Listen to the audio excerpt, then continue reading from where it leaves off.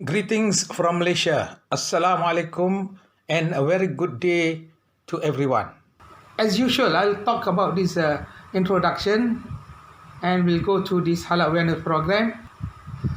Okay, just to remind, the topic that I'm going to talk right now is the rules and requirement of auditors in Halal certification.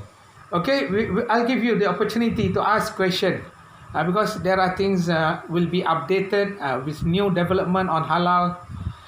Maybe we can share together.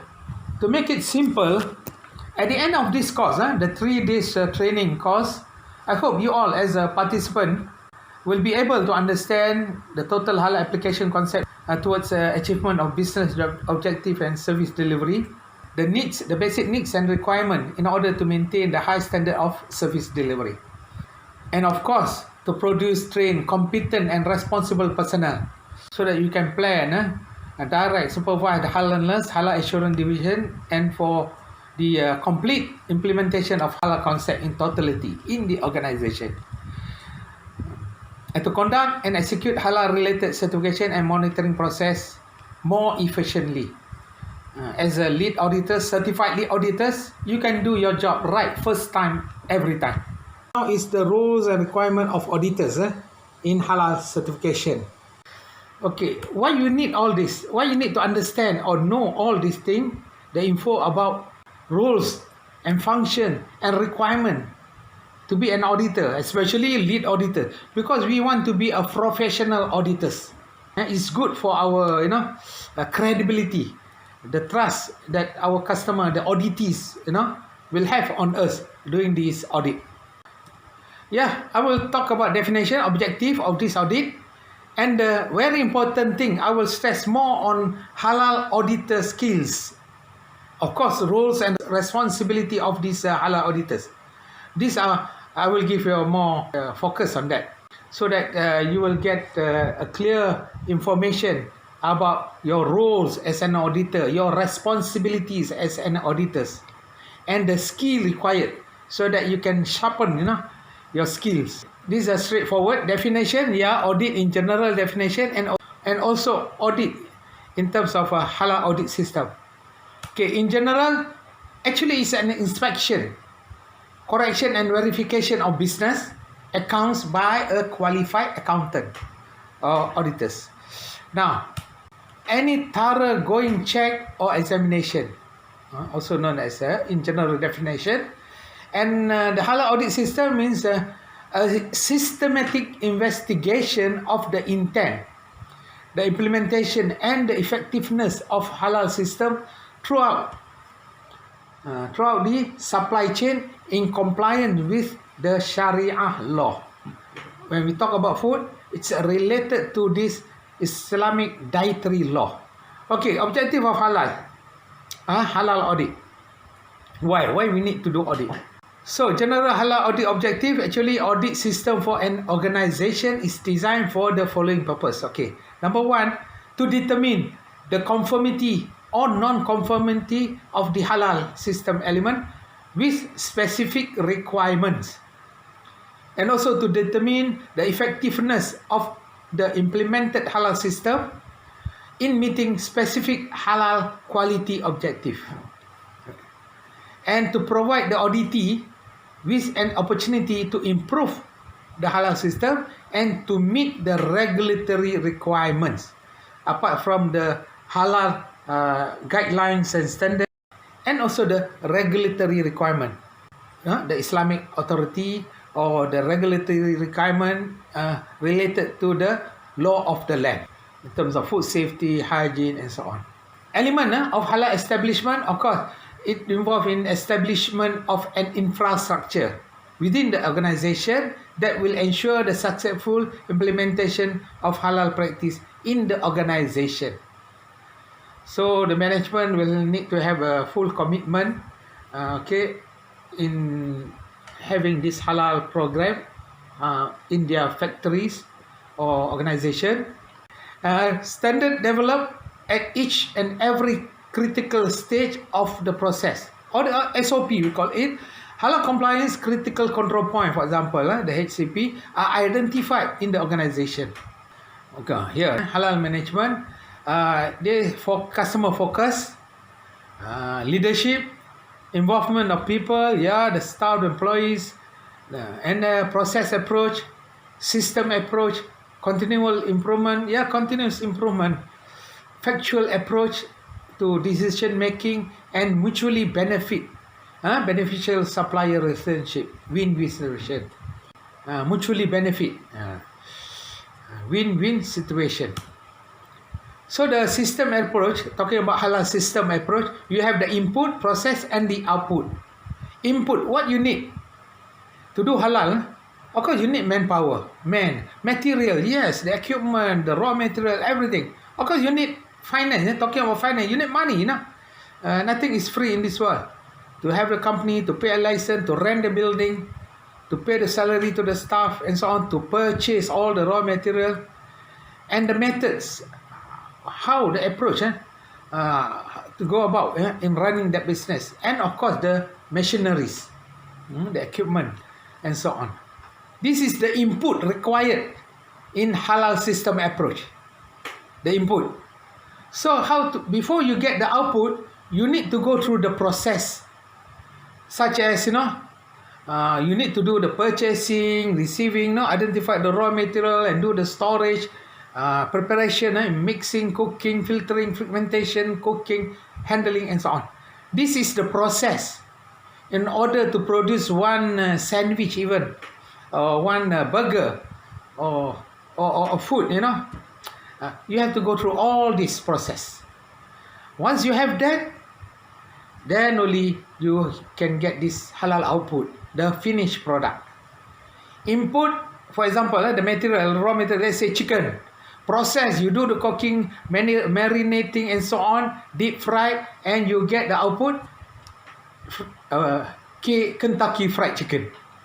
See, input the chicken and go through all the process, mixing, cooking, and so on, and then the output will be KFC, Kentucky Fried Chicken, or Jollibee, and so on. That's how you get the output. That's called halal approach system. Okay, finished product, you get then only you process on labeling to say halal fried chicken, do the packaging, proper packaging, stacking, storage, transportation, and delivery to the customer. Okay, it is related also from farm to fork, from fields of origin to the table. So halal compliance cycle, this audit compliance cycle. First, preparation for the audit schedule. Okay, appoint audit personnel, and then go through execution of the audit. After that, do the report findings, agreement on corrective action, either the non-compliance conformance report or audit report documented, and then verification of corrective action, and then do the closing non-compliance report. See here, and effective of evaluation and halal improvement. Of course, we will go through back to the management reporting, management review on the verification of corrective action. This is the cycle, So the halal audit process will be setting up of audit process, carrying out the audit, and reporting the finding. This is we summarize of this cycle. You get this setting up of the audit process, the date, the location, and so on, the type of sectors of the business in halal business, what kind of audit you're going to do, either it's a food manufacturing, is it a slaughterhouse, is it cosmetic, a personal care company, and so on. And then you carry out the audit with a proper checklist. Actually, I've given the generic checklist, halal checklist. I think you have given, hope you have that. That's only for guideline how to do audit on any kind of sectors, from slaughtering, from cosmetic, personal care, from this food manufacturing, food process, food service, Muslim friendly hospitality service. You have that generic checklist. Now, this is very important. Halal audit skill. This is very important. We will ask you in the exam, in the multiple choice paper or the open book test. Of course, it's very important. Stay focused for a while on this topic. Okay, Skills of auditors. Now you want to be a professional auditor, you need to have skills. So, what are the skills required? Of course, number one, very important, the Sharia knowledge. This is what we have been talking on halal, the Islamic Sharia law, no? The halal application concept in totally all related to the Sharia knowledge. This is very important. You need to have this. Take it seriously. Now, Sharia knowledge, analyzing information involving Sharia law, Islamic law, or Islamic dietary law when we talk about food, in ensuring proper implementation of the halal system. Yeah, Sharia knowledge. What else? Of course, the technical, the science, the technical knowledge involve analyzing information involving food science.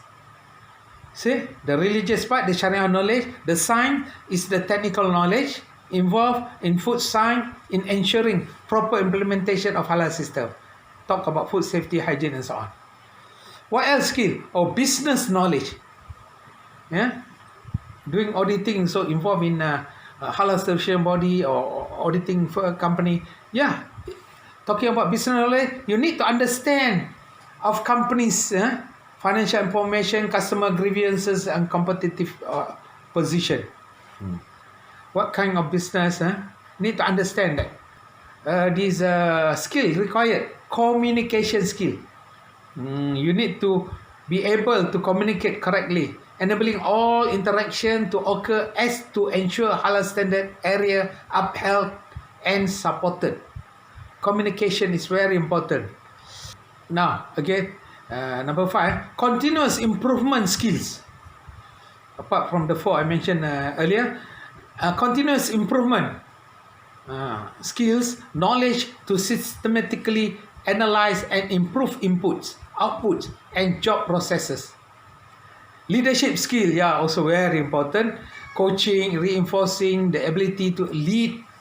That's why we call it lead auditors. You know, you will lead your team, the auditors, to handle with the auditees, which you are going to do the job to check, inspect, monitor. All right, leadership skill, coaching and reinforcing the ability to lead, delegating authority, inculcating positive performance in group meetings, resolving conflicts, and getting others to buy in to the ideas. And team skill, yeah, together we achieve more. Team skill, TEAM, we call it in short. Together, everybody achieve more. Able to work together as a team and reaching consensus. Okay, in the Islamic Sharia, consensus means ijma by the competent authority or these Islamic scholar. They want to come to the conclusion or any suggestion or opinion. They will do this. Reaching consensus, ijma, ulama. Alright, training of auditors, halal auditors training. So all appointed auditors is essential to undergo proper and accredited training program to ensure that the organization achieves success in implementation of halal assurance system and to enhance halal awareness. Okay, all training must have proper documentation from the relevant authorities, either the standard from international standard that we are sharing with you, training of halal auditors. This is another important part, roles and responsibilities of halal auditor. As an auditor, you have certain roles to play and of course responsibilities. Since auditor, you have authority. You have given your organization to do the audit. That's authority if given, but it comes with responsibility. Roles of halal auditor. Number 1, as we mentioned many times again and again, commitment from the top management in implementing halal management system. Ensuring systems are in compliance with the halal standard. Refer to the countries or organization standard as we have discussed earlier. Either you have your national standard in Philippines or the international standard like CIMIC from Turkey or from Malaysia for International Halal Integrity Alliance. Depends. Our Malaysian JAKIM standard, also recognized by the world. Propose ways to overcome non-compliance, and solve problem. Not to find problem, to create hardship and difficulties, but we propose ways, the role of halal auditors, to overcome any non-compliance, minor or major. We have to tackle that and solve the problem, not attacking the problem or the auditees, to suggest improvement to an activity. These are all the good, the roles that you need to have, such as improvement. Not our intention just to find faults and then punish, penalize, and fail them. No, work together.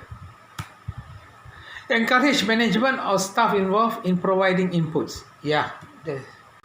Okay, now, as I mentioned, the standard that so far we have launched under the OIC, Organization of Islamic Council, and now it's been updated and taken over by this Turkish government, which been entrusted by the OIC to come up with the update version of the standard.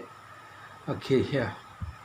Okay, when we talk about halal, not only food service, laboratory testing analysis for halal animal feeds and input, welfare, animal welfare, slaughtering, processing, food manufacturing, cosmetic, personal care, pharmaceutical, Islamic finance. Okay, even IT system, halal assurance system management also, and the Muslim-friendly hospitality services, and of course logistic. These are among the global halal standard. You can adapt and adopt and apply. Okay, now, role of halal auditor. Okay, document observation, collect and analyze evidence that is relevant, that can influence the audit result and possibly require more extensive auditing. And also, documented procedures should be implemented and the system is adequate to achieve halal compliance and quality objective. That like a logging report, receiving, they have to have checklist. Upon receipt of raw material, the QC will check the temperature, the status of the product, is it chilled or frozen, and so on. Acceptable or reject, then logging temperature report, and so on. Now, that's a documentation audit. So, you need also to document procedure should be implemented and the system is adequate to achieve halal compliance and quality objective. Especially the halal certificate, the supporting document, the letter of guarantee, the product spec, all are required, to support the halal audit. Report and audit result and verify effectiveness of corrective action taken. This is the role of halal auditors, to prepare the report and retain and safeguard the documents. Remember, this is very, very, very important. When you do audit, of course, you will share, the company, the auditee will share certain documentation in terms of, the business, the food product, the raw material purchasing, and so on. So, you need to retain and safeguard the document pertaining to the audit, including confidentiality, treating privileged information with discretion. Don't share, in the social media and so on, what you have done, the auditing, and share the document, the finding, no. It's confidential. You need to act, in an ethical manner at all time. Okay? Alright, now, communicate with the management in the head office or the company branches, if any. Alright, auditing findings report. Okay? Now, upon completion of the documentation and physical audit, during pandemic, many companies which have been audited, we also done, and many organizations also did that. We do virtual audit because we have seen, and then they do walkabout with their, they use their phone, camera, video to do the walkabout to check. This is under virtual audit. Provided that the company have been audited many years already, they comply, they have excellent result from this auditing report. That for new, it must go through this physical audit. From communication, meeting online, but audit need to be done physically. So, talking about auditors report to be prepared by auditors and discussed with auditee, and agreed on all the NCR, non-compliance report, finding by both parties. Okay, you need to do that, to discuss. You didn't discuss, suddenly in report came out things that the finding that you never highlight to the auditees, and never, as an auditor, you never highlight, you never discuss, suddenly come out with non-compliance report. So the finding must be agreed by both parties. Auditee shall be given ample time. The company, the staff, let's say the QA managers, or the hygiene managers who accompany you doing the audit, you need to give them ample time for the corrective action taken before being verified or by the auditors. Qualities required. Earlier we talked about skills, and then roles and responsibilities of auditors. Now qualities required of auditors. You need to have qualities. Okay, qualities required of auditors. It is important to select auditors who possess the appropriate attributes, and in some instance who have appropriate technical knowledge. Yeah, we talk about technical knowledge, Sharia knowledge, communication, skill, and so on.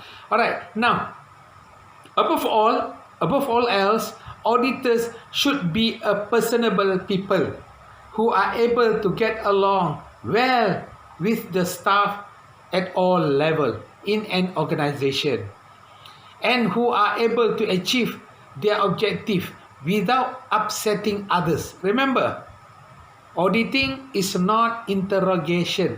You are not FBI or CIA agent, to conduct the audit. Don't think that I'm now like, special branch, police or CIA or no.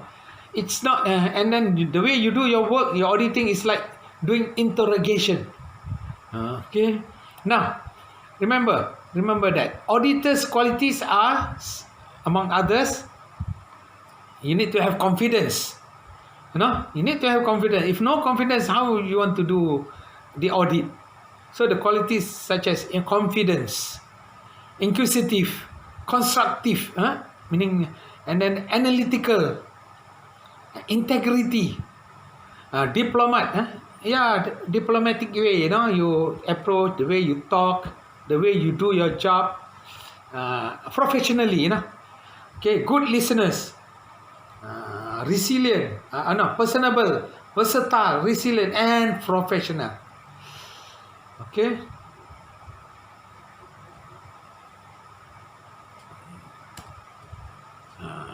These are the auditors' positive characteristic. Okay. Just now, quality required. These are the qualities, auditors' qualities. Now we are talking about character. Your character, you need to have positive character. We do not want COVID positive, but yes, we need auditors' positive characteristic, knowledge and experience of halal, halal knowledge and techniques, knowledge of customer and contractual requirement. Auditors, as an auditor, I work for Malaysia Airlines. When we audit the caterers, the in-flight catering, actually we have the SLA, Service Level Agreement, contractual requirement. So we need to have that. Of course, we do have that copy. Based on the contractual requirement, we need to have that knowledge, what the do's and don'ts the service provider can, and what the do's and don'ts for us. Okay, of course, not biased. No double standard. Not biased. Positive character is patience, sound judgment, enthusiasm, and show interest in doing your job, and good, strong personality, and also good listeners. Will not flinch from unpopular decision. Okay, analytical, diplomatic, capable of communication at all levels. That's why the skill you need, communication skill, and also commands respect. This is positive. Now, what about the negative characteristic? Auditors, you need to avoid that. You need to avoid this negative characteristic, such as poor at preparation and planning, too rigid, as an auditor, too rigid, forms opinions and jump to conclusion. This is negative character. Subjective rather than objective. You need to be objective, not firm. So you need to be objective. It's too short. How short is short? Oh, it's too much. How much is much? That's subjective. You need to be specific. Oh, according to now, we audit meal. We need to audit the weight the meal audit. For example, we check the texture, the appearance, the quality of food, and also the taste and the weighing. We have to weigh the rice. You need 100 grams, for example. Vegetable 30 grams, and so on. The meat you need to be 90 grams. The steak. Oh, it's too heavy or too light. You need to be specific. Supposed to be 100 grams, but we notice that during audit it's only 80 grams. Specific, objective. Don't subjective. It's not enough. It's too small, too big. I cannot. Argue rather than report facts. Okay. Poor at communication. Cannot be easily influenced. No. Be careful that. You want to make an opinion or conclusion, maybe it's like I mentioned there earlier, decision, unpopular decision.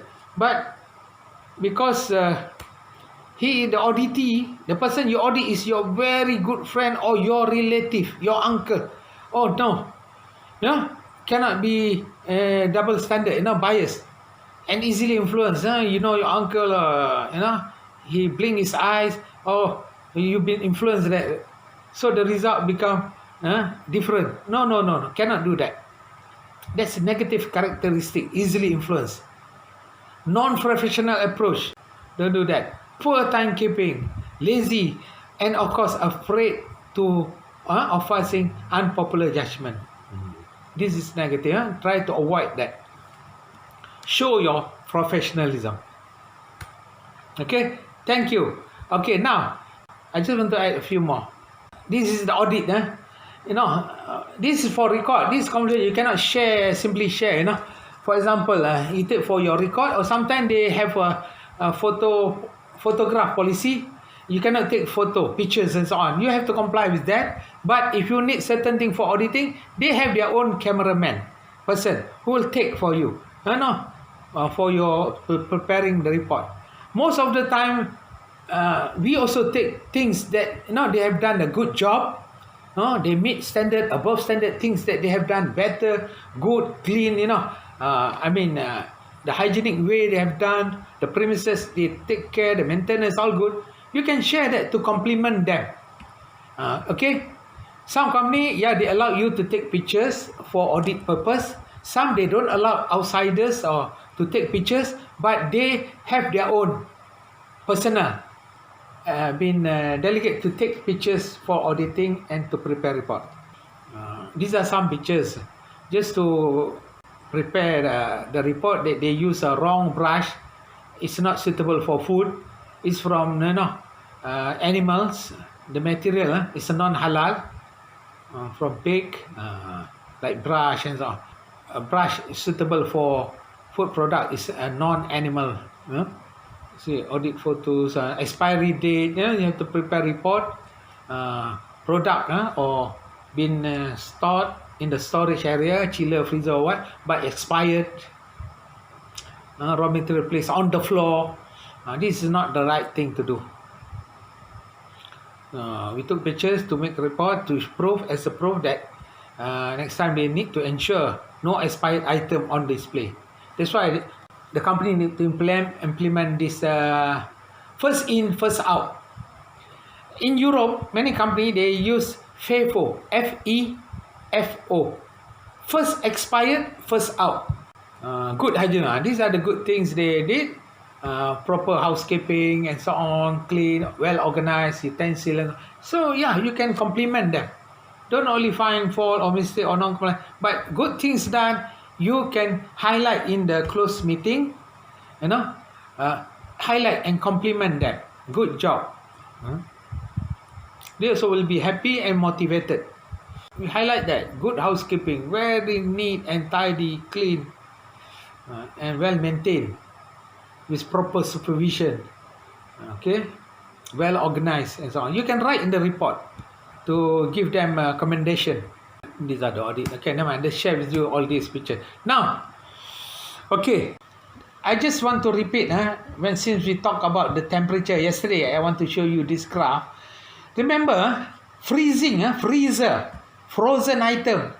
You need to store here minus degrees, minus 18 degrees Celsius. Should be there. Can be 19, minus 19, 20, 21. It's okay. But at least need to meet this Celsius, minus 18. If Fahrenheit is 0, freezing point, 0 degrees Fahrenheit. It's the same. Minus 18 is equal to 0 degrees Fahrenheit. That's they call it 0 freezing point. All right, now talking about chilling, chiller, it should be here 0 to 5. Between this are the range. The ideal is 1 to 4. Okay, Celsius, degrees Celsius. This is for chiller, chill items, refrigerator. Okay, now so below 5, between 0 to 5. Above 5 to 37. 37 is our body temperature, It can be 36.5 or 37. This is our body temperature. This is the dangerous zone, for pathogen growth, for the bacteria to multiply, So you have to be careful on this danger zone area. We need to keep out that from that area. Okay, that's one. We're talking about this cooking. Cooking. The cooking temperature is above 75. I mentioned yesterday, Celsius, 75 degrees Celsius, above 75. Okay, cooking temperature above 75 degrees Celsius. So it should be 76. And then of course the boiling, temperature is 100 degrees Celsius.